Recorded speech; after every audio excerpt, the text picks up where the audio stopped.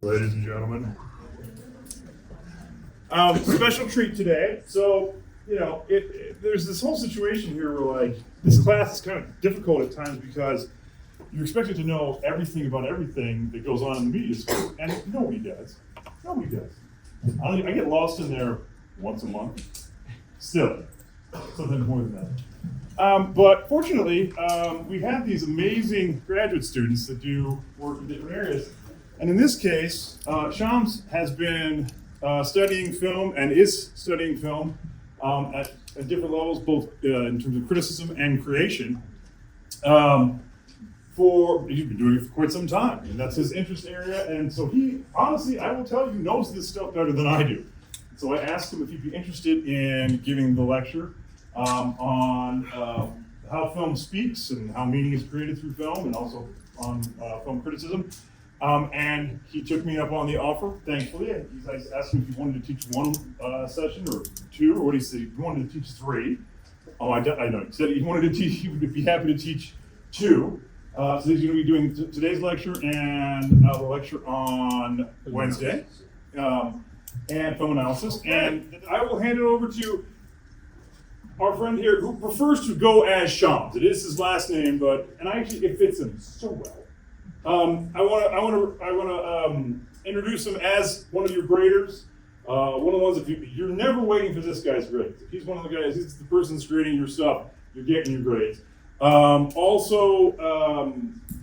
He is stylish. I think we can all agree. With that stuff, love it. But Versace glasses, the rings, the whole package, it's too much for me. But anyway, I'll turn it over to him. You want to introduce yourself and your bona fide credentials? That's great. And otherwise, enjoy. Yes. Thank you so much, Professor Brian, for this opportunity to be here today. And welcome, everyone. I hope you all are doing well. I'll just get into the topic. Briefly, I can introduce myself.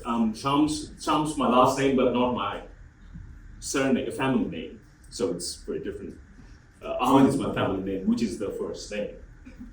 That's the family title. So anyway, I'm doing Ph.D. in cinema studies. This is my first semester, by the way, in the media school here at IU, and I'm loving it.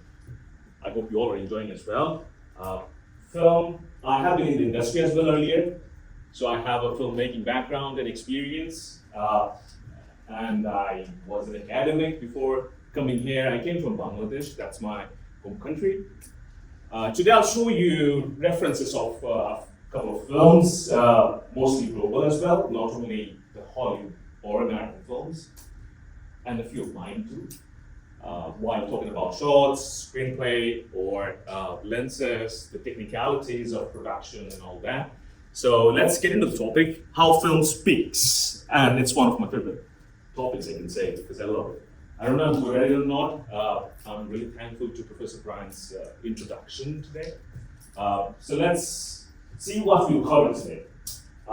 Today we'll talk about how we start the process of visual storytelling. So it's a story that we're telling, whether in the form of fiction or non-fiction. And we start with a story that we have in our mind. We might have a concept. Now, how do you transform that concept to a script? And from that script, how do you take it to screenplay? And what is screenplay? What is required? What are the features that we see in a screenplay that makes it a screenplay? So that we'll talk about. And we'll see examples as well. If you go into Canvas, you can download a couple of famous screenplays that I have uploaded. It's in the module section, it should be there. If you cannot see, I can just give you a quick view here. It's right here. So if you go there, you'll see plenty of screenplay. It's the film Joker. Then we have The Godfather, Eternal Sunshine of the Spotless Mind, one of my favorites, and so on. We'll get there. So as I was saying, we'll talk about how our vision can be transformed into screenplay, and from there, what it requires to go into the production. How we develop, what are the stages there in the pre-production stage. For instance, after you're done with the screenplay, we write shooting script. So what is a shooting script? There are templates also in Canvas that I have uploaded, and I'll show you as well. And in the showing script, what other elements we should be careful about in being in the pre-production phase, for instance, shooting schedule or production budget. What is a shortlist, how it looks like, what should be there, and if we do not prepare a shortlist or a storyboard, what blunders we could make, or how we can mess up the production. So that's what we'll start with, and then I'll move into the aesthetics, like shot lists. What is the name of the shots? What are the lenses we use? Many of you might have already those kind of experiences, so just bear with me. You might get something new yet. I'll talk about basic as well as advanced shots and lighting, as far as the time allows today. And then we'll move from there to some more advanced topics like mise-en-scene. So what is that? And then what is montage? And why we are having these topics today, because all these will help you to analyze a film not only as a mere spectator, but also from a literary media critique. So let's start.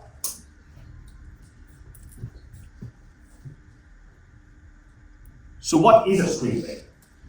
Where we have the movements of the camera and the subject. Also, we have actions happening, and that is mentioned in words, as well as we have dialogues, definitely, if there's a dialogue. However, I personally write the short list in screenplay as well, and many directors do the same. Like, what would be the camera position and the distance of the camera from the subject. Also, what would be the position of the lighting that I do when I'm directing as well. I'm not only a screenplay writer. If I'm directing, then I do that. But if I'm not directing, I do not do that, because the director might have a different vision, and that's totally fine. The director might portray the same screenplay in different angles, in different approaches. So I personally write all those details. So I'll give you an overview of an example. For instance, if we see this particular scene, I guess you all have watched Phoenix 1 Academy Award for this. So let's just read a few lines. So this is the first sequence, if you remember, after the title shot in Joker film, where he's sitting across from an overworked social worker, and he's laughing and also tears in his eyes and also controlling his laughter. And the dialogue after that, after he takes a deep breath and promises to see it's over, is it me or is it getting crazier out there? That was the first dialogue. So this is how we see in screenplay. Now I'll show you an example how it is filmed. And things change, by the way. Here is the first page of the script. I assume I didn't get the final script made because things can be modified and improvised even on set. So let's see the film now.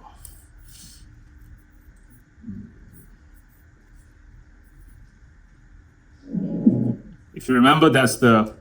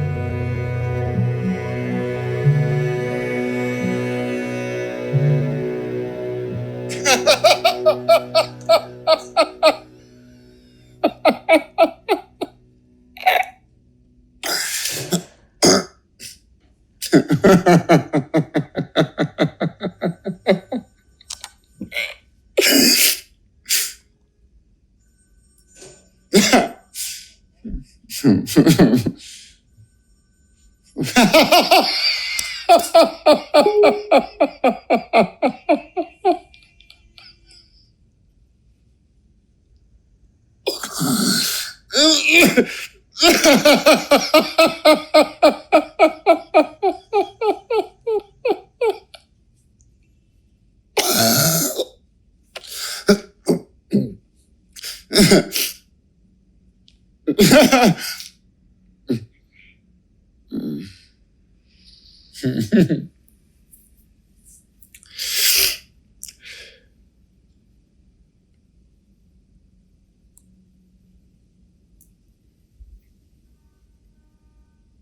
it just me? Or is it getting crazier out there?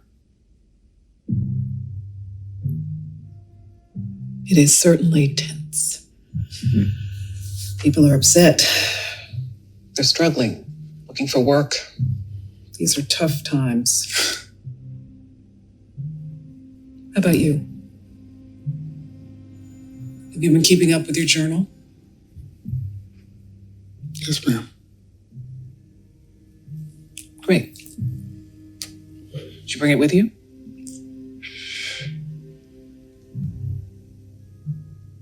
Arthur, last time I asked you to bring your journal with you for these appointments. Can I see it?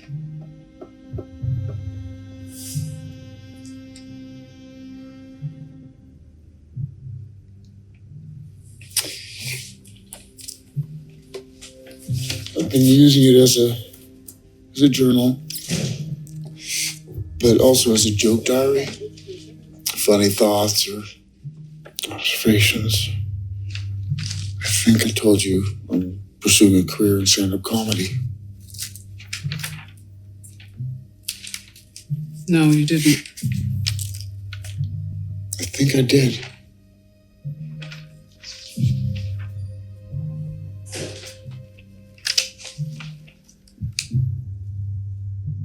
I just hope my death makes more sense than my life.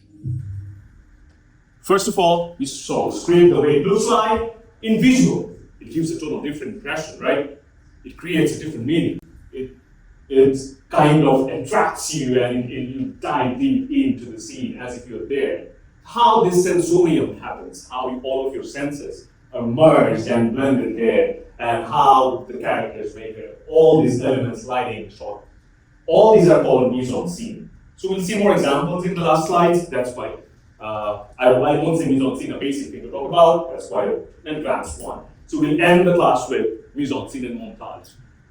Just giving an idea, this is how the senses of the spectators are involved. And the way it is done, that we'll cover in the couple of more slides. Let me just give you an overview.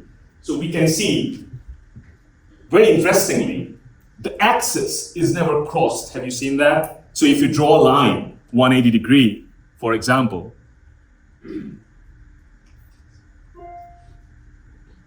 so we can see the camera never goes to that side, right? The camera is always this side, whether the character, the female character or the protagonist is in frame. The camera is always this side of the line.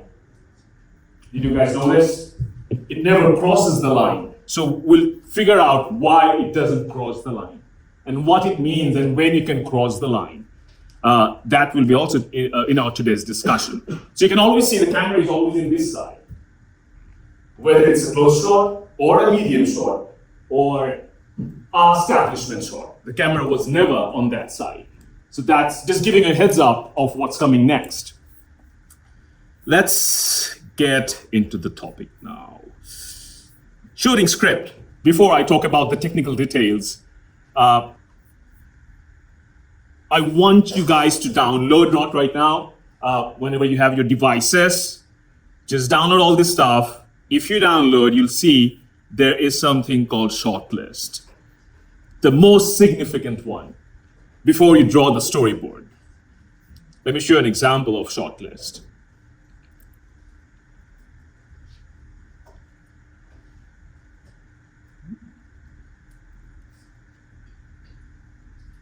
So this is the way it looks like. You can also use the template. It's not my template, I just got it from source. So it's not a perfect one as well. You can bend it according to your needs. For example, I would have used a costume column and a props column as well. Props as in the objects that we see on screen without the human characters. Like my pen, could be my glass, could be a hat, whatever. So all those prop lists should be in a color as well. Costume should be in a color as well. So the way it happens, scene one, shot one, take 5 maybe, so that you know when you're editing which take to take for editing. Okay, so that's how the whole pre-production is planned. After writing the screenplay, we prepare shooting script. And the first thing in shooting script is we have a shot division plan or shot list or not. So how many shots you're going to take in the whole thing, 1,000, 2,000, whatever, or 5, 10. And that's how it's prepared. You write the locations, indoor, outdoor, day and night, what gears you're using, what lenses you're using, so that you rent them properly, because the next tool is, after you prepare the shot list, is budget and shooting schedule. Once you have this, then you can plan which artist to call on which days or which time, because time is literally money in cinema.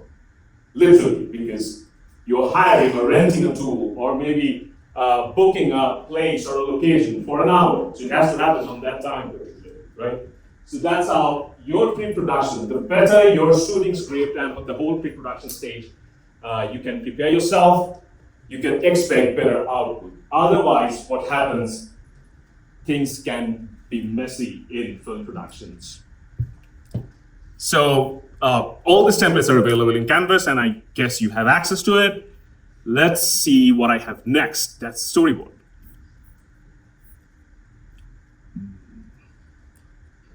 This is for example. How many have you watched? Cool, right, awesome. So let's see this particular shot. I'm not gonna show you the video right now. So here, why we need a storyboard? Can anyone answer? Please. It's just like a quick visual way to kind of draft out what'll go on with the shots. Yeah, that's what it is, but why do we need it? Just so we You're can, right. like, visualize everything and like make sure it all flows together before you go out and like actually shoot it and spend a whole bunch of money. Cool. Anyone else would like to share something? Some other point of view? So let's take your words, what you said, which is very right. We need the storyboard because how do you know what I'm thinking? How can you make the light gaffer is the chief technician of lights, or the cinematographer, or the art director who's designing the set, or the costume designer think the same? How all of them will work for the same dream? If you're the director or the producer, how all of them will work with you to achieve your goals, your vision, to see the same dream. That's difficult. And that's why we prepare a storyboard, sketching every shot so that a synergy among the whole cast and crew is there. Which color will be the costume, what will be the curtains color, everything is written down as well. It's not only sketches, but it's just like over the shoulder shot, this shot, close shot, long shot, and also what things, is it static or not? Is it in motion or not? That's also written in storyboard. Yes, I won't use amateur filmmakers. The word amateur is very, very rubbish. I have seen amateur filmmakers getting Oscars, really making good films. So let's say beginners. Beginners might be reluctant using a storyboard or making, because it's tedious, it's hectic, it takes a lot of time to prepare a storyboard. It's not like getting a camera and getting into film and making a film. Right? If you have it, that means everyone is seeing the same film in their mind. And there you make the film. The film is already made before you go to the film.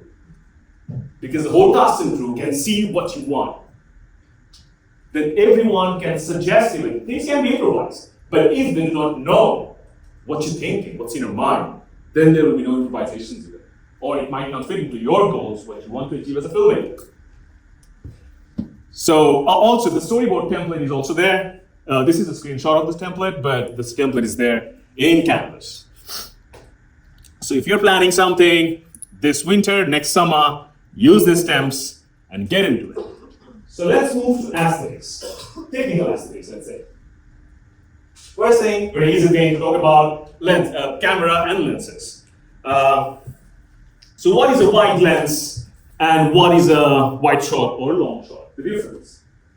So visually we can see the difference is, this is a long shot, we can see the whole character, the whole person, right? Top to toe, and also a little bit spaces as well, head space, rooms like side rooms, arms rooms, or a head room, we call it head room. Same here. So what's the difference? Anyone? Between wide and long? The wide shot kind of makes the guy feel a bit smaller. Okay, very good. Anything else? Oh, please. I feel like the wide is more establishing the environment, and the long is like establishing more of the characters themselves. Nice point. Interesting. Anyone else would like to add something? So, this gives kind of fisheye effect, panoramic. It's all right. It's kind of, it's not the character who's only important here in the wide one. And the kind of lens is used, the same camera, the same distance maybe, that is 16mm less, which means if you add 6mm lens, you can get this, or maybe 14, 11, less than 16mm, or 16. And if you want a long shot effect like this, it has to be 24mm lens, this particular kind of lens that you add to your camera, or above. You'll get the same film even with 24 or 35 if there is anything like that, but 24 is the most typical one. Tight close-up, very common shots. We use prime lens. It's called prime. That is used for this kind of shot. It's 50 prime, or with 85 prime also you can get the same thing, by the way. 50, 85, 135. These are called prime lenses, which means I'm 50mm, I'm having that distance. The lens number is actually the distance. So 85 means I'm 85mm far from you. And I'm getting a close shot of your face. I'm far when I'm getting a close. I cannot take a long shot. If I'm far doesn't mean I'm taking a long shot. Make sense? Yeah? So close shot doesn't mean the character and camera both are near. It doesn't mean that. So that's why prime lenses are used. And the effect of prime lenses are, it makes, we'll talk about focus as well. It's called shallow focus, which means you have this in focus and the background not in focus. Blurred. That happens with prime lens. That's why we use 50mm or 85 or 135. There are many other prime lenses as well. And if we do not use a prime lens and we want a close shot, we can do that. But we'll get deep focus. We'll have that in the slide when we talk about focus. Deep focus as in where everything is in focus. That's called deep focus. Then you'll not get this portraiture effect, like the character is in focus, and this a little bit blurry. Make sense? Oh. Extreme close, yes. For multiple effects, but for certain reasons, you can have extreme close shots like this. Same, you can use same lenses. But there's a different lens as well. We'll talk about, after the basic lenses, I'll talk about the special effect kind of lenses we use in cinema. High angle versus low angle. These are also used in for different reasons, but I have seen filmmakers breaking these rules. So let me say the traditional rule that we know about high and low angle frames. For instance, when the camera is low, do you feel, or do you agree with me? If you do not, please speak up. The character is a little powerful than the camera. It gives the power to the subject. That was the traditional approach, the traditional critical approach, that when you are in a low angle, it gives the character the power. Versus, when the camera is in high angle, we can see the character is not in power, as if weak. The camera itself is powerful, like a dog's point of view shot, or surveillance shot, like CCTV surveillance, right? So the person is being monitored, and the camera takes the position of power. That's the traditional approach. Now, filmmakers really have done a lot of bending in this kind of rules. For example, the shot that just we have seen in Joker, the first shot. You remember the title shot? The title shot when he was on the ground. I'll not play the video, just I'll show you the slide. This one. So my question is, will you call it a low angle shot? What will you call it? The camera is in the ground, right? Very low. But it's not giving power to the character, is it? That's the opposite. I was about to say the camera was just level with him, so I thought Very good. medium shot. Very good. So camera is in low doesn't mean that it's what I just have said is right, because here it's eye level shot. It's eye level.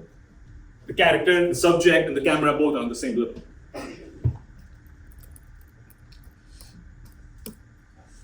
This is, now we move to the basic lenses to special kind of lenses. For example, telelens. Telelens is that we see in sports, wildlife documentaries, or photographs. This is a shot taken by me, by the way. I did it in New York in last summer. Yeah, so recently. This is a production that I might submit to festivals in this winter. I mean, I have a few editings that has to be done. So this is a telelens, which means I'm far, I'm not near.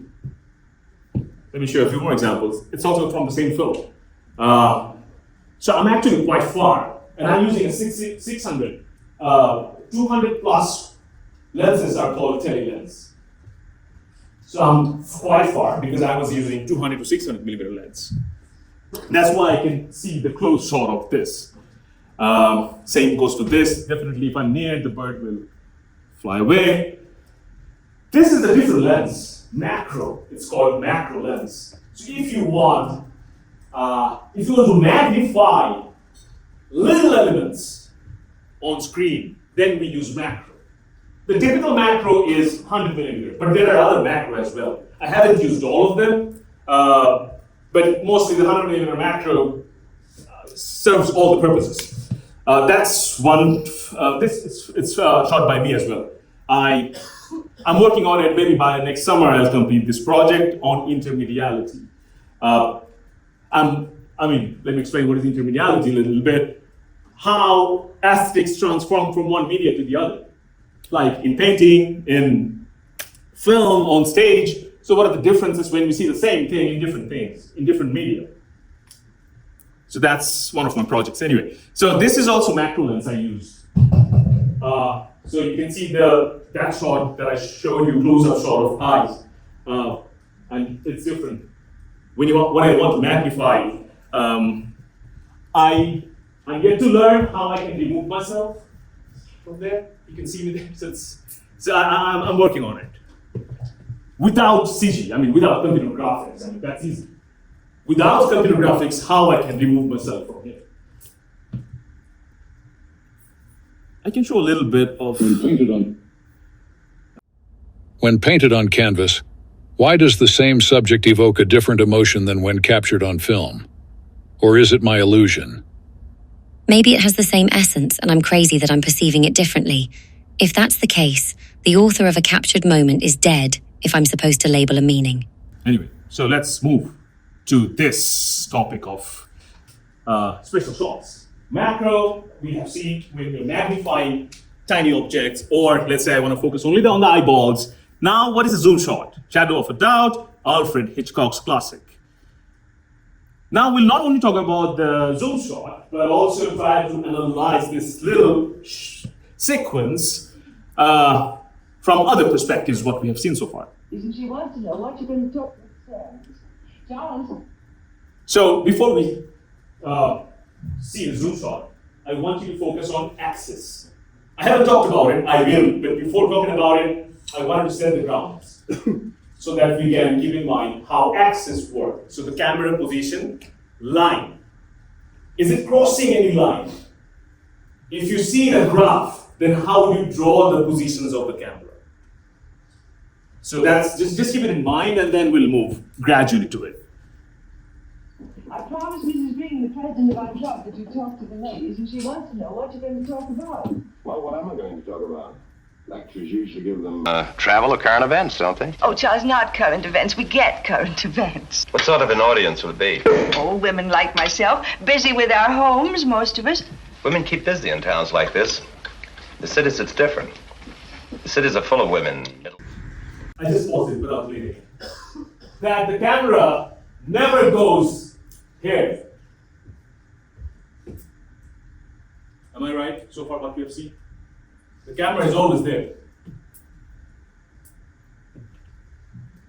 This side of this protagonist, if you see this character, that character, so the camera never goes here, except once, one particular moment, and there's a reason. When the axis is crossed. So if you draw a line, like from here to here, if you draw a line, and the camera is always there, and it only goes here at one particular moment, and when it goes there, it's not a normal close shot of the protagonist. Then what is it? Now let's see. Oops.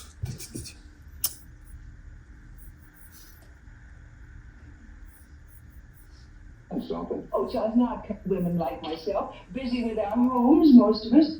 Women keep busy in towns like this. The cities, it's different. The cities are full of women, middle-aged widows, husbands dead, husbands who've spent their lives making fortunes, working and working. Then they die and leave their money to their wives, their silly wives. Now, axis crossed. What do the wives do, these useless women? Long monologue. The best hotels every day by the thousands. Drinking the money, eating the money. So as an audience, you're suddenly aware something special is happening. The shot is Smelling of different. money. Proud of their jewelry, but And it's it's zooming, getting near. horrible. Faded, fat, greedy women. And fourth wall will be broken. alive, they're human beings. Are they? So this is a very different shot, right? It's totally different from the other shots that we have just seen. And this is the only time the axis is crossed. We'll see more examples when the axis is crossed, why not crossed. That topic will get in a different slide. Just giving you some idea because this axis thing is a little complex maybe for a few of you, even for me when I was learning. So this is also called fourth wall, breaking the fourth wall. When characters talk straight to the camera, to the audience. You'll see many examples like DiCaprio's Wolf of Wall Street. Martin Scorsese used this technique. Spike Lee used it in a lot of films. For example, Do the Right Thing, if you have seen that film.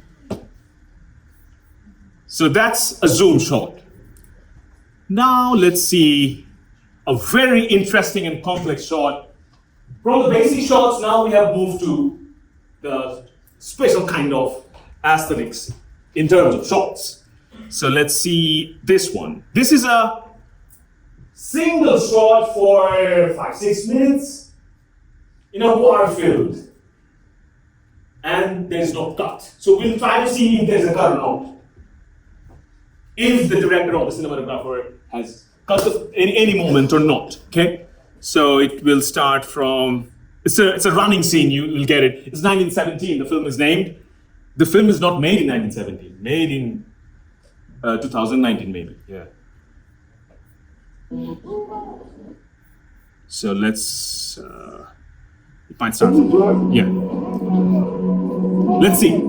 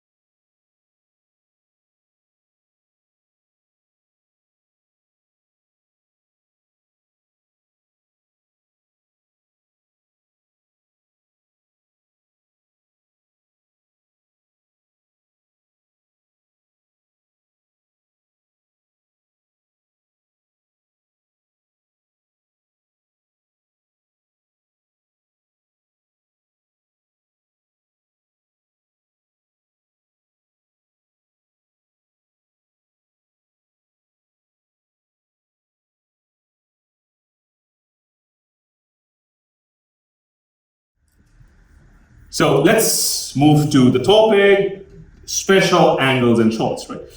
Dutch angle. This is called Dutch angle shot.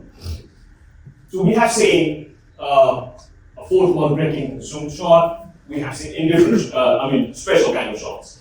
And also we have seen a follow-up, long, one take, or one single shot. And now this is a Dutch angle shot, which is a little curved. For different reasons, this kind of shot is used. For example, Spike Lee used it in this Do the Right Thing, which is centered around racial tension and the kind of racism going on in Brooklyn that time. So it's let me show you the scene. How each characters perceive each other. That effect is being given with this Dutch angle shot. How one color is perceiving the other color, and let's have a look at this effect, how it changes the whole dynamics.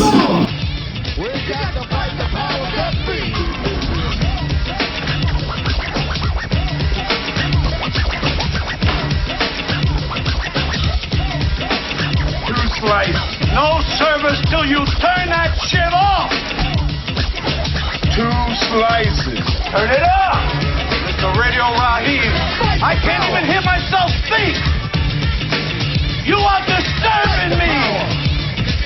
You are disturbing my customers. Fight the power. Fight the power. Fight the power.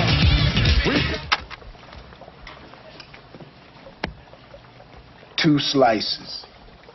You come into Sal's, there's no music. No rap, no music, no music, no music. Capiche? Understand?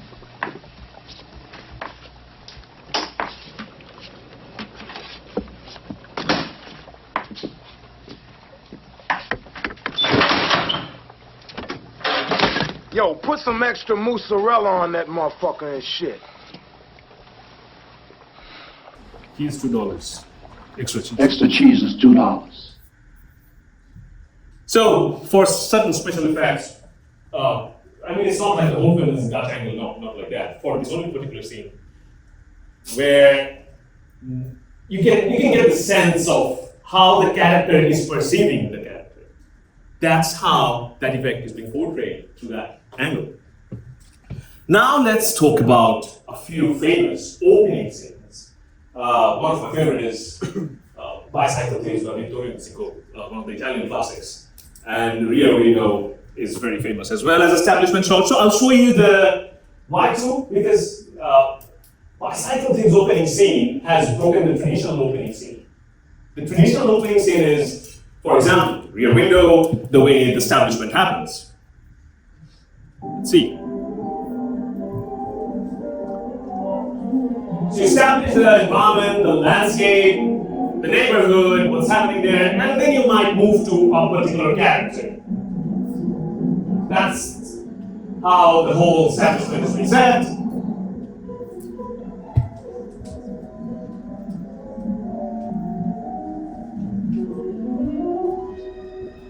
And also the title is Rear Window, you're getting a vibe of it, like there is a concept of gaze here. Since everyone is perceiving each other maybe through windows and views. And it's a nice establishment shot.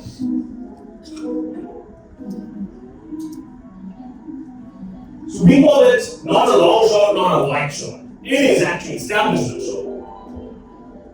It could be long, it could be wide, it could be a follow-up as well. You can see it's a one-shot following the whole setup. And then you move to a character's maybe indoor, whatever. That's the protagonist, you get to the character later. So that's Hitchcock's style. Now let's see what happens here. This is 5:28, let's see. So that's the first shot, by the way. And the next shot is, it's taking a little time. And I think that at the bottom of the frame, they don't. Now let's see. This is the typical establishment shot, right? We establish the whole setup. That's the first scene. But this is not the first shot. The first shot was that, which is a little different and weird. Now why? In the post-war period, during the Second World War, after the Second World War, so employment crisis was going on. And there is a class distinction that has been established in this shot. Like the person who's giving the job or looking for employees, and all the people who need job. So the angle is like in high and in low, and that's a that time, I would say, hardly we see that kind of establishment shot. And where this location is, that was established in the second shot that I just have shown, the whole building and place. And then we get a character from here, which is the main character, and the story goes on. So these are two different kinds of establishment shots. Let's. Here I am in the bottom. Now the most difficult part, I would say, when we talk about shots, axis. Spinning shot, 180-degree axis or 180-degree rule. What's that? We'll see a few examples. We'll talk about 30-degree rule as well. So these three things are our focus right now. And as an example, if you haven't watched, these two films are really good films, In the Mood for Love by Wong Kar-wai and Godard's Breathless. So let's see first what is 180-degree rule. I have referred a few times in earlier slides, but now we'll know the theory of it. And screen direction. This is a scene from Heat. I do what I do best. I take scores. You do what you do best, trying to stop guys like me. The 180-degree line runs across the table through Pacino to De Niro. Look at their eyes. Pacino looks camera right. De Niro looks camera left. You do this so that the viewer can attain a sense of orientation during the scene. It looks like they're looking at each other. We have seen the basic in case of two characters. In case of multiple characters, actually the rule can be broken because you see many of them. In case of two characters, we saw one example. Now we'll see another example from the same film. That is 355.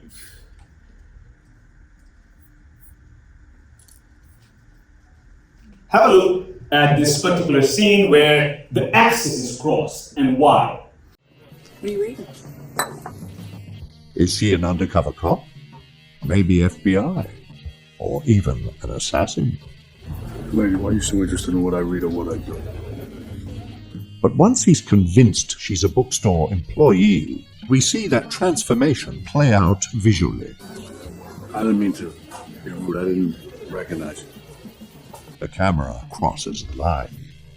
My name's Neil. We have moved from the backs of our characters to the front, away from danger and suspicion to a place of openness. Got a little idea when we can bend the rule and how 180-degree axis work. Spinning shot, and people mess with it a lot. I didn't want to make a rhyme, it just happened. It's 255. Let's see an ugly spinning shot. Then I'll show you a good one. This is an ugly spinning shot. Because, let me see this as well. Good edit is when the edit is invisible. If you make it visible that you're editing it, then it's a bad edit. Now, let's have a look. That hampers your involvement as a spectator. You cannot invest all your senses if you can see the editing, for example. A couple of years ago, I heard Ingersano got in some legal trouble. Kind of trouble another guy could get himself out of easily. So I got involved. Now, he scratches his ass without permission. He spends a week in Rikers. Did you catch that? Now this scene is full of edits that are really ugly to look at. The cuts are jarring, because the camera is creating a circle around the characters. The scene was probably filmed in one motion, and it was butchered in editing. The problem is we innately know the path of the camera and where the characters are supposed to be. The velocity and the direction are established, but almost every time it cuts, we're moving somewhere else in the circle. It's like the camera crabs past the characters, and the axis changes in real time, and then we're back to where we were 2 seconds ago, only to cross over again. You are beautiful. Now let's look at a great example of how to edit around a spinning camera. So the camera is constantly crossing the axis in one shot in real time, which like I said earlier is not a problem. But where does the editor Lee Smith finally cut in? Here. The edit happens when both shots are on the same side of the axis, so it doesn't feel abrupt when the perspective changes. It's also edited on a particular action, when the Joker grabs Rachel and threatens her with a knife, so even though the shot changes, it feels like one motion. And when the shot goes back to spinning, it starts on the same side before it crosses the line again. It basically keeps up this pattern every time it cuts, and it always happens on the same side, so when you're watching it, you're not really seeing the edit. It fades away. When the edit is bad, it stands out. The way fiction works, it should give you a pseudo-real feel, like as if it's really happening. If you feel at any moment it's not really happening, then you will get out of it. Your mind will not focus anymore. On the other hand, here, it's also called action continuity. When you cut in an action, you can cut in many ways. We'll talk about that in montage. When we talk in montage. But here the cut was on a sudden action that happened. Let's see what we have. 30-degree rule, the next is. Yeah. I haven't made a video, but we don't need to watch that right now. I can just briefly say, I'm sure you get it, what's 30-degree rule. So it's kind of like, because I'm referring to this scene again. So we see a close shot. And before jumping into this mid shot, can you recognize the axis has changed? So let me demonstrate that. So let's say, would you mind if I demonstrate with you? Sure. So it's a close shot here. I'm having only the close shot of the character. And then the next shot, if I'm jumping a little back to have a mid shot of the character, and I'm on the same axis, then it will be a jarring shot. You cannot actually edit that. When you edit that, you'll see it's not fitting in. Unless you move a little bit, 30 degrees, like this. So it's not on the same axis. Moved a little bit there, if you remember the scene. Got it? Confused? Questions? Also, there's another way. If you do not want to move 30 degrees, the way is putting an insert. So it's like, after the close shot, not putting this mid shot, but putting, let's say, my close shot as an insert, the character in front of you. And then this 30-degree shot. That's also another way. So usually, or typically, we see these two kind of approaches. Either you put an insert, or you have to move 30 degrees. You cannot be on the same axis. You cannot be on the same axis unless, now there's an exception as well. I tried with this, within the same axis, I have, it's called jump cut. When you cut like that, abrupt cut. But that's for certain specific purposes. Let me show you an example of it. In one of my productions, where is that? I'll get back to this depth of field, but let me show you this as we're talking about it. Here. Just a music video. So that's why it was easy to exercise the jump cut. For example, this shot.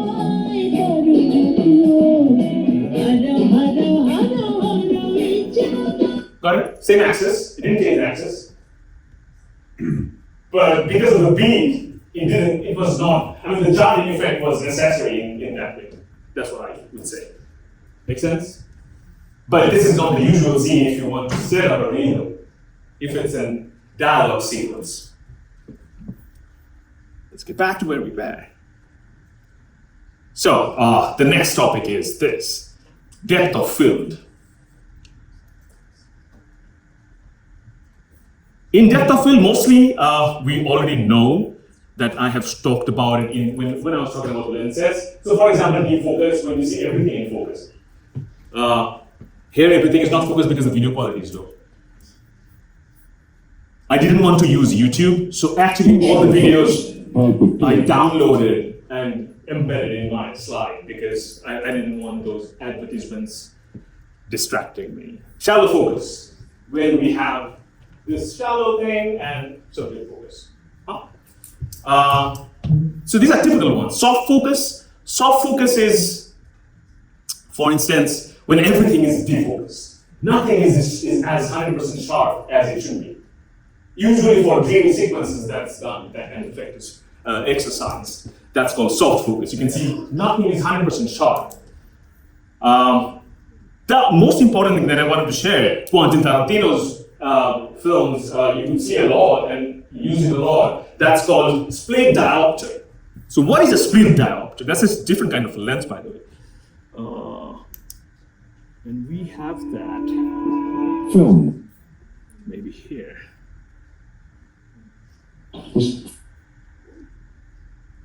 Micro lenses are used to magnify the tilt. Oh, it was there. Film. Here, Tarantino's The Hateful Eight. So split diopter, you can see the midpoint is blurry. Both characters are in focus. That's split diopter. That's a different kind of lens in case you need it. For example, he is the Lord. Geometry within diopter shot is used to show our two protagonists at their most vulnerable. With Daisy making a move, the panic sets in.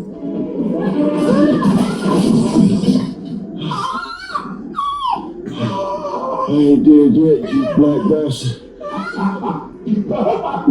So in order to have the midpoint blurry but the two characters in focus, usually we see that split diopter effect. So that's a different kind of lens. So in case you think you need that, just go for it. Let's move. Lighting.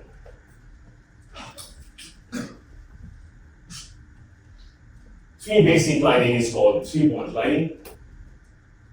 Key light, backlight, fill light. So what is key light, backlight, fill light?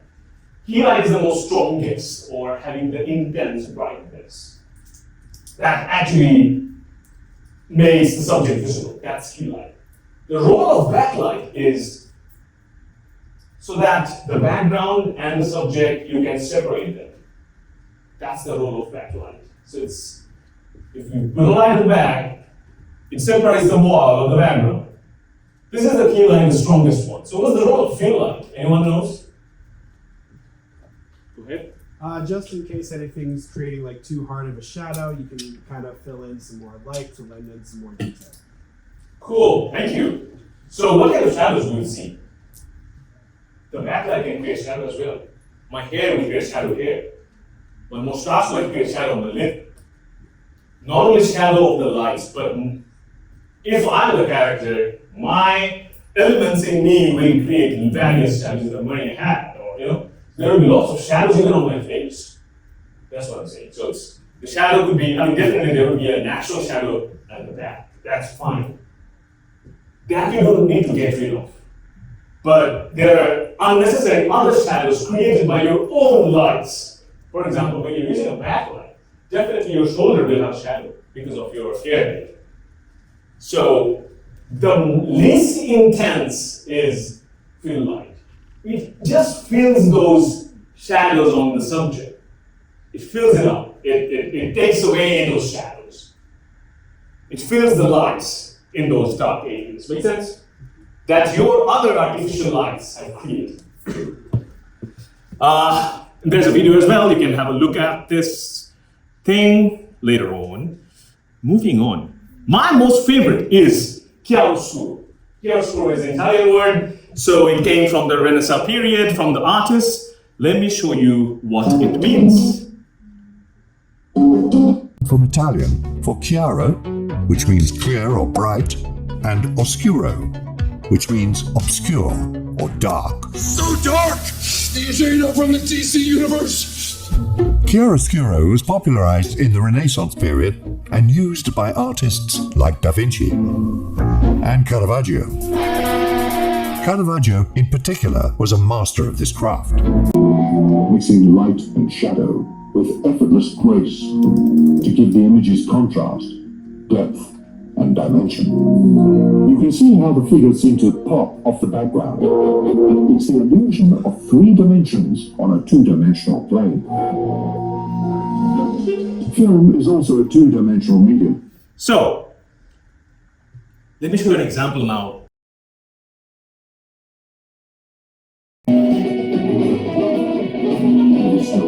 Filmmakers have taken up the lessons of these Renaissance masters.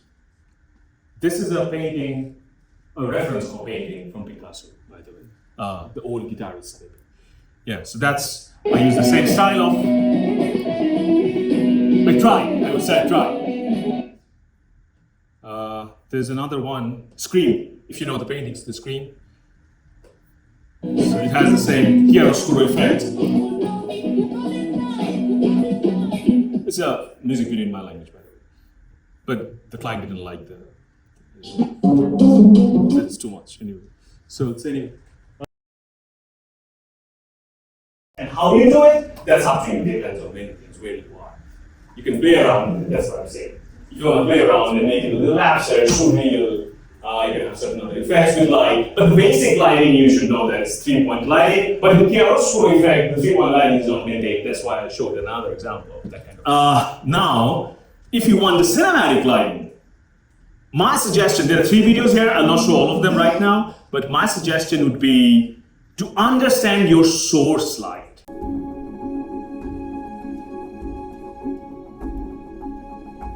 On the mise-en-scene, Galaxy has about 50% powerful of light. If you see 100% of the power of Godox, it's enough to catch up with the super powerful light sources.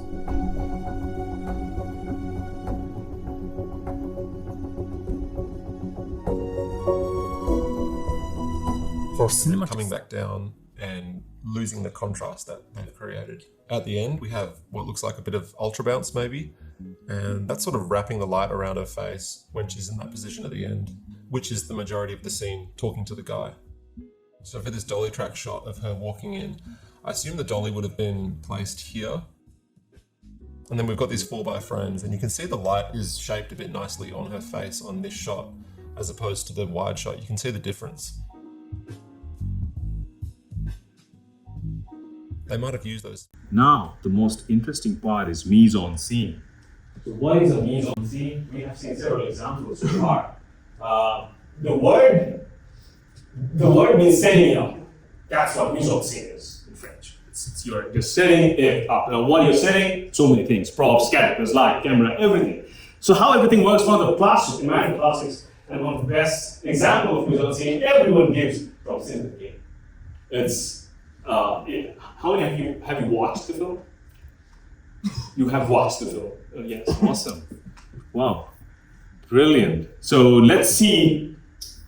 In next class, we'll be dissecting a film. So just have a look at it. Setting the stage. It really conveys the idea that mise-en-scene is all about organizing the various elements into the frame of your film to best tell your story. Setting the stage. There's various things we need to consider when we're looking at that. You need to consider the sets. I've chosen a mise-en-scene of a very plain white background. That's the setting that I'm being shot in. There can be other things, of course, furniture and nature and whatever else is in the setting that you can see in the frame is an element of mise-en-scene. There's also props. Props are things that we hold, things that we touch, or the actors hold and the actors touch. Any object that the characters interact with or the actors interact with becomes a prop. We've also got the actors themselves, their physical appearance, so the choice of actor, the costuming they're wearing, makeup, as well as how they're holding their body, their facial expression, where they're placed in the frame. And finally, lighting. The way light and shade is used also helps to arrange the frame, to set the stage. But it's not just those 4 things that we need to consider in isolation. We need to think, how do they all work together? How are they arranged in the frame? That's called composition. How has the image been composed? And the way the different elements fit together can help to communicate something as well. When we're talking about where things are placed in the frame, we can think in 2 dimensions, so we can think, are they on the left, right, or centered? Are they in the top third or lower third? We can also think about the 3rd dimension, how close to the camera are they, in the foreground, the midground, or the background. So when analysing mise-en-scene, I always ask 3 questions. First of all, what can I see? That was the list we looked at just before. Then, how is it arranged in the frame? How is it composed? That was the last point I made in the previous slide. And finally, what does this communicate to the audience? What do I see? How's it composed? What does that communicate to the audience? Let's apply that to an example now. This is a shot from a very famous film, a classic film called Citizen Kane by Orson Welles back in 1941. So let's go through that process. What can I see? How's it arranged? And what does that communicate? So I'm going to start by thinking about what I can see. So I can see, the first thing I notice is in the foreground. So I'm already starting to think about how things are arranged. But in the foreground, I've got these two characters. What can I see about them? Well, I notice they're wearing dark clothing. The darker shades really stand out in the foreground there. I notice a tie here and a hat over here, so it's quite formal clothing as well. What else do we have in the foreground while we're here? All right, we've got these papers and something's being signed, so it looks to me like maybe it's a contract. That seems to be the main elements in the foreground. Two people in dark formal clothing signing some kind of legal document or contract. What else do I see? Okay, well, now I can look into the midground, and we've got another character here. So, again, what do I see in the midground? What do I see about this man? Well, the first thing that really stands out to me is he seems to have a very concerned expression. Handwriting is not very neat today, but a concerned expression. I also notice, especially when compared to the two characters in the foreground, he's wearing lighter, more casual or sort of working class clothing. So that's something I definitely want to note. He seems to have poorer clothing. And I'll continue to look back in the frame, and a really striking thing about this shot is that it has a frame within a frame. It's got the window back here in the background with what appears to be a young boy. And if you know the film, you know it is a young boy right there in the background. So we've got the window frame. I'm already starting to think, what might that communicate to the audience? Well, it suggests that whatever's outside the window is separate. There's some kind of conflict or separation between what's going on inside and the character outside, the boy outside. And obviously there is the lone boy playing in the snow, which is very important, again, if you know the film. All right, I think that's the main things that I can see in this shot. So I want to look really closely. I want to see, okay, what's everything that's been put in and how's it all been placed and organised? And then I can start thinking about, well, what does that tell the audience? So here I've got a paragraph where I've analysed that shot that we just looked at, and you can read through it and see how I've turned those ideas, those notes, those little bits of annotation, into a fully formed paragraph analysing how mise-en-scene communicates to the audience. Now, unfortunately, I can see my my video feed is blocking some of it, but I'll read it out as we go through. So I'm using the classic teal or peel paragraph structure. So you can see in this first sentence, I'm basically answering the question. I'm making my main point. In this shot from Citizen Kane, the mise-en-scene is used to show the relationships between the characters. That's sort of a summary. That's what I'm going to be saying in this paragraph. So now I'm going to talk about the four characters. There are four characters. How are they positioned? There are two in the foreground, one in the midground, and one a boy in the background. So straight away I'm talking about the organisation of the different elements in the frame. I need to always explain, what does that communicate to the audience? From this placement, we can assume that the three adults are discussing the boy. The window frame, another element of mise-en-scene, part of the setting, the window frame accentuates the fact that the boy is outside and isn't part of the decisions being made about him. Okay, so that I'm really trying to emphasise that the way it's composed, the way it's organised, the set itself helps to tell that story, that the characters on the inside are discussing the boy who's separate on the outside. The clothing and placement of the adults indicates that the two in the foreground, with their dark formal attire, straight from my notes, are in control of the situation more than the man in lighter working clothing. This is also reflected through facial expressions. So I'm touching on acting here as well, but it's still part of the mise-en-scene because it's something that's been placed in the frame, something I can visually see. This is also reflected through facial expressions, as the working man looks concerned, while the woman has a determined, firm expression. Finally, the document being signed in the foreground shows its importance, so its placement in the foreground shows that it's very important. And it shows that their decision is final and official.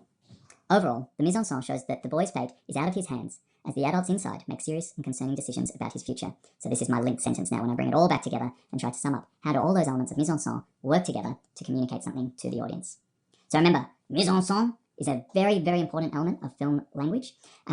It's about what you can see and how it's all organised to help communicate a story to the audience. All good? How we are arranging the same and we're decoding or deciphering the meanings, whether the props, costume, shots, blocking, the way characters are moving. So that's that art of that critical art of decoding is also part of mise-en-scene because that's how it is composed. I have a few references from my films here. You can have a look at it later. The way that mise-en-scene happens. This is available in Amazon Prime as well. কি করে চোখ তো দুইটা চোখ তিনটা বুঝাচ্ছি আমার এই 3 নম্বর চোখে চশমা লাগবে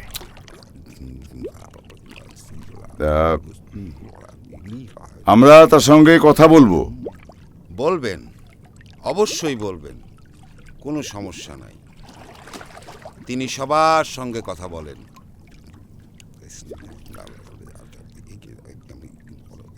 এই হ্যালো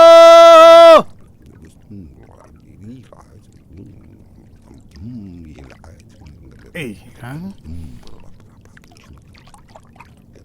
হ্যালো স্যার হ্যালো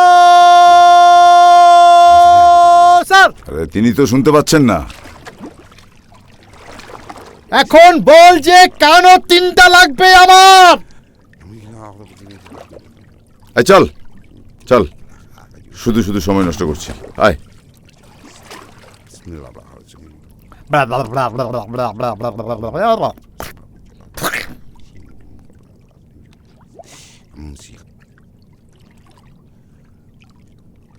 নইলে কি ওর ফেরেশতারে, নইলে কি ওর ফেরেশতারে সেজদা দিতে কয়। আপন সুরতে আদম গোটলেন সায়, আপন সুরতে আদম গোটলেন সায়। নইলে কি ওর ফেরেশতারে, নইলে কি ওর ফেরেশতারে সেজদা দিতে কয়। আপন সুরতে আদম গোটলেন সায়, আপন সুরতে আদম গোটলেন সায়, আপন সুরতে আদম। চল তাহলে, আরেকটু সময় নষ্ট করি, আরেকটু খোঁজাখুঁজি করি। তাকে পেতেই হবে, না পেলে সমস্যা কি? না পেলে তাই তো, কখনো তো ভেবে দেখিনি। অবশ্য তাহলে করারও কিছু নাই। কামকাজ না থাকলে খোঁজাখুঁজি ভালো। চল তাহলে। চল। সে কি ওই দিকে নাকি ওই দিকে, নাকি ওই দিকে? না, চারিদিকে, সব দিকে, সবখানে। নইলে কি ওর ফেরেশতারে, নইলে কি ওর ফেরেশতারে সেজদা দিতে কয়। আপন সুরতে আদম গোটলেন সায়, আপন সুরতে আদম গোটলেন সায়। নইলে কি ওর ফেরেশতারে, নইলে কি ওর ফেরেশতারে সেজদা দিতে কয়। আপন সুরতে আদম গোটলেন সায়, আপন সুরতে আদম গোটলেন। Montage, the final discussion. Still a couple of minutes. Anyone knows the meaning of montage? What does it mean? Assemble. The word means assemble. So that means a single shot. I mean, there are three theories. Griffith has defined in a different way. Eisenstein and Griffith has defined in the same way. Kuleshov defined in a different way. You have all these things in the slide as well, but I'm explaining in layman's language. A shot has no meaning unless you add it to another shot. Right? So let's say a close shot of a person. No, let's say me. And then the next shot is spoon, then you would think that I'm hungry. That's the Kuleshov effect theory while explaining montage. Or let's say my close shot and then a dead body. You think I'm mourning over it, or I'm sad, right? Close shot of me and then a sexualized, objectified character. Then you think I'm having the feeling of lust. So that's how adding another shot actually defines the meaning of any shot. Otherwise, no shot has any meaning. That's what the montage theory is. How you're assembling it. Make sense? For example,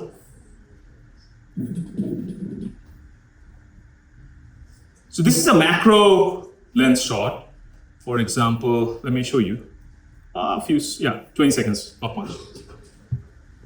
What kind of montage we see in?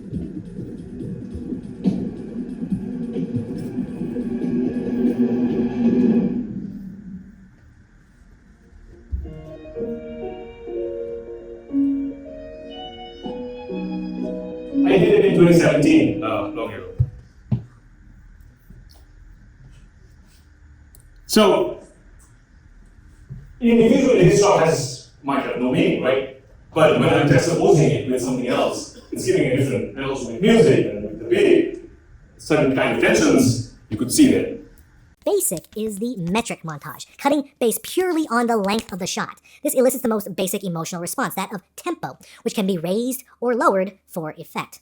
Next is rhythmic montage, which is much like metric in that it's based on time and tempo, but rhythmic concerns with what's inside the frame as well, cutting in tempo with the action. In this shot from Potemkin, the rhythm of the marching soldier's legs drives the movement of the sequence beyond the tempo of the cut. Next in complexity is the tonal montage, which isn't concerned with time, but with the tone of the shot. From the lighting, the shadows, the shapes of the frame. Cutting between shots of different aesthetic tones creates these Marxist dialectics. Above that is overtonal, which is a larger scale macro cell that combines metric, rhythmic, and tonal montage, essentially how whole sequences play against each other. Then lastly was a type of montage that most interested Eisenstein, the intellectual or ideological montage. Whereas the previous methods focused on inducing emotional response, the intellectual montage sought to express abstract ideas by creating relationships between opposing visual intellectual concepts.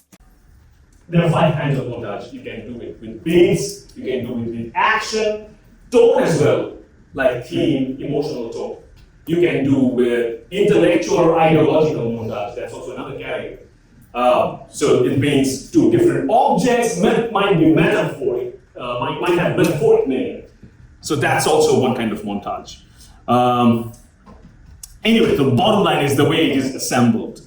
So the Kuleshov effect is a good example of a way of taking Kuleshov into the realm of constructing meaning. So let's look at what he says about this experiment in his own writing. He says, we had an argument about whether the particular psychological state of an actor experiences is dependent or not on montage. The montage was so edited that we involuntarily imbued a serious face with a changed expression characteristic of that playful moment. It became apparent that it was possible to change the actor's work, his movements, his very behavior in either one direction or another through montage. So the first thing I hope that you pick up on is this idea of expression, which we talked about in our previous weeks with Balash and Epstein. We have an almost contradictory opposite theory of expression that has to do not with what can magically occur when you translate an ordinary person's face into the space of a cinematic screen, but that it comes from the juxtaposition of shots.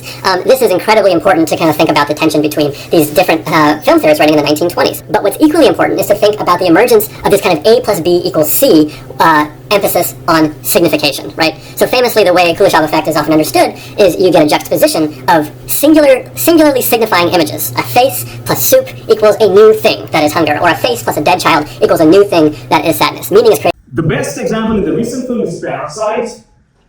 We'll continue from here in the next class, because we'll be analyzing this film in class, and later on you will have an assignment as well on something else, how you analyze the film. So we'll be talking about montage more. We just started today. How in a film, in the studio, you can watch it, by the way, at home. 그런 여자 도연이라면 우리도 뭔가 준비를 해야겠다. 그치? 계획이 있어야 돼. The first thing I notice is how balletic everything is, helped along by a classical piece from Handel's Rodelinda opera. The pacing is mesmeric. Bong achieves this by selectively using both slow motion and linear camera moves. Every shot offers a piece of information. Several foreshadow later moments in the montage, and this referencing back and forth, as well as the camera moves and the music, all contribute to making the sequence into an organism all its own. 복숭아 먹고 싶다. 난 복숭아 제일 좋아하는데. 깎아달라고 하지. 우리 집은 복숭아는 못 먹어요. 금지발. A montage is a sequence that manipulates time. Look how many shots it takes to get from idea to execution. Another motif is the line. This line that separates the rich from the poor manifests itself a few times on screen. When the son first sees the lady of the rich family, we have this shot. This line, created by 2 panels of window glasses, separates the common folks from the rich lady. The poor son and the housekeeper on one side, the lady on the other. Notice when the housekeeper wakes up the lady, how she seems very reluctant to cross this line. The line continues for the next few shots, slicing the screen in half here and here. And when they ascend the stairs, walking into the light again, by the way, the pillar splits them still. Even when they are walking together, the line on the ceiling and the floor separates them. Finally, the son manages to impress the lady, and we have this shot. The camera moves, the son crosses over. This line would reappear and disappear a few times, depending on whether or not the poor family is accepted into the rich household. It's an analysis of montage in Parasite, which won Academy Award in several categories. So that's all for today. I hope you got something in terms of the vocabulary of film. Good evening. Thank you. Take care. Thank you. Pleasure.